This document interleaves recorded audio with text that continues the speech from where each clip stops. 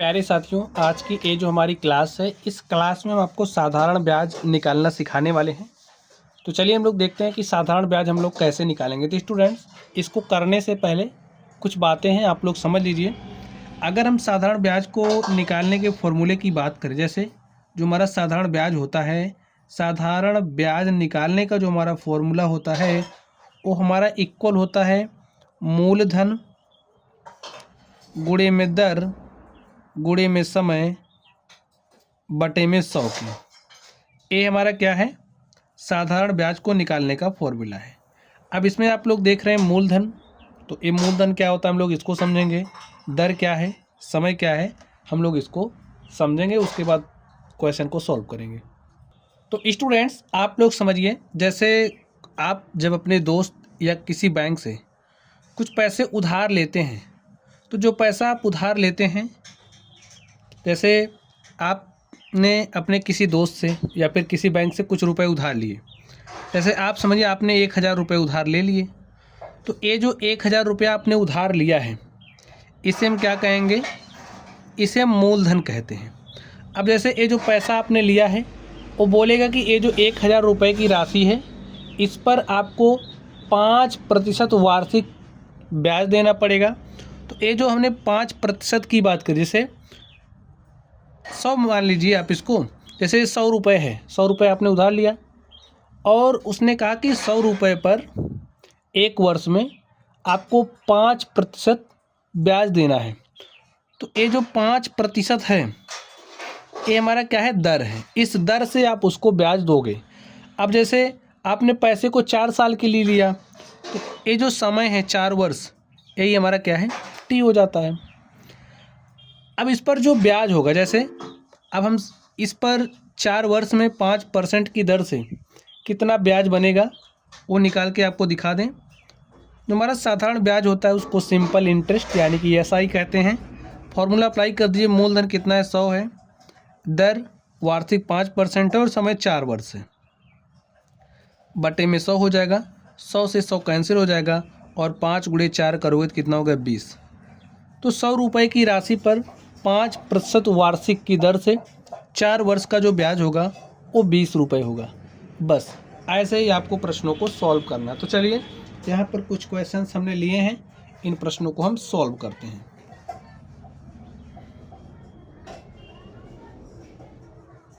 अब देखिए इसमें क्या कहा जा रहा है, 1000 रुपये की राशि पर 10% वार्षिक ब्याज की दर से 5 वर्ष का साधारण ब्याज ज्ञात कीजिए। तो चलिए हम लोग ज्ञात करते हैं। अब आप लोगों को बताना है कि इसमें हमारा जो मूलधन है, स्टूडेंट, जो मूलधन होता है उसको इंग्लिश में प्रिंसिपल कहते हैं। मूलधन को पी से दिखाते हैं, ठीक है।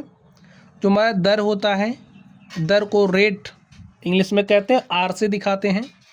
और जो समय है टी, समय को टी से दिखाते हैं, ठीक है।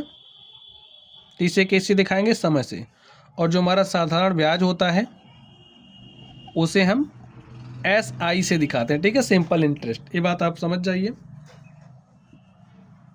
चलिए, अब जैसे 1000 रुपये की राशि है, तो ये जो 1000 रुपये है हमारा क्या है, ये हमारा प्रिंसिपल है, मूलधन है। मूलधन, मूलधन कितना है, 1000 रुपये है। जो दर है, दर कितना है, 10% है, ठीक है। समय कितना दिया गया है, समय दिया गया 5 वर्ष। तो साधारण ब्याज हमें निकालना है, तो साधारण ब्याज क्या हो जाएगा, साधारण ब्याज हमारा होता है, फॉर्मूला बताइए आप लोग। फॉर्मूला होता है मूलधन गुणे में दर गुणे में समय और बटे में क्या होता है, 100। मूलधन कितना है, 1000 है, दर कितना है, 10% है, और समय कितना है, 5 वर्ष, बटे में 100 लिख दीजिए। इसको अब सॉल्व करिए। देखिए कट गया, 10 को 10 से गुणा करेंगे, 10 धाम 100, 100 को 5 से गुणा करेंगे तो 500। तो जो हमारा ब्याज है, साधारण ब्याज, वो क्या आ गया, 500 रुपये आ गया। ठीक है स्टूडेंट्स, चलिए आगे देखते हैं। नेक्स्ट क्वेश्चन को आप लोग ध्यान से देखिए। कोई धनराशि 3 वर्ष के लिए 20% वार्षिक की दर से उधार दी जाती है जिसका साधारण ब्याज 12,000 रुपये है, वह धनराशि ज्ञात। जैसे कोई धनराशि है, उस राशि को 20% वार्षिक की दर से उधार दिया जा रहा है, जिसका जो साधारण ब्याज है 12,000 रुपये। साधारण जो ब्याज है, यानी कि हमें SI दिया है। SI मतलब सिंपल इंटरेस्ट कितना दिया है? 12,000 रुपये दिया है। देखिए हमारा दर है, दर को R से दिखाते हैं। R हमारा 20% है। समय देख लीजिए कितना है? 3 वर्ष। तो T का मान कितना है? 3 वर्ष। तो जो हमारा P है, जो हमारा मूलधन है, उसे हमें निकालना है। तो जो हमारा P है उसे निकालना है। आप लोग ध्यान से देखिए, फॉर्मूला क्या होता है हमारा साधारण ब्याज निकालने का। देखिए SI इज इक्वल टू, मूलधन को किससे दिखाते हैं? P से, दर को किससे दिखाते हैं? R से, और समय किससे दिखाते हैं? T से। तो PRT अपॉन में 100, आप इसको भी याद रख सकते हो। तो वैल्यूज रख दीजिए स्टूडेंट्स। देखिए क्या होगा, P का मान कितना है निकालना है। SI हमें दिया है 12,000, तो यहाँ पर आप 12,000 लिख दीजिए। P को निकालना है तो जस का तस रहने दीजिए। R कितना है? 20%, तो यहाँ पर 20 लिखिए।